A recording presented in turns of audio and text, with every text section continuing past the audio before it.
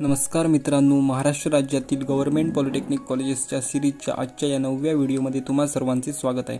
आज आपण या व्हिडिओमधून गव्हर्नमेंट पॉलिटेक्निक कराडमध्ये कोणकोणते कोर्सेस आहेत त्याची थोडक्यात माहिती घेणार आहोत। चला तर मग व्हिडिओला सुरुवात करूया।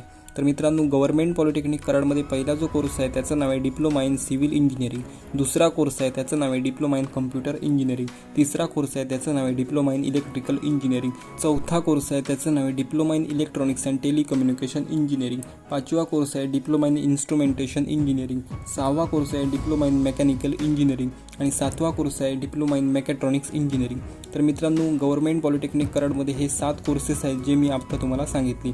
मित्रांनो, हा व्हिडिओ तुमच्या त्या मित्रांना शेअर करा ज्यांना आता डिप्लोमा इन इंजिनिअरिंग अँड टेक्नॉलॉजीला ॲडमिशन घ्यायचं असेल किंवा त्यांचा आताच 10वी आणि 12वीचा रिझल्ट लागला असेल, त्यांना ऑप्शन फॉर्म भरतेवेळेस बरं पडेल। आणि अशाच माहितीसाठी लर्न बेस्ट यूट्यूब चॅनलला सबस्क्राईब करायचं तेवढं विसरू नका। धन्यवाद।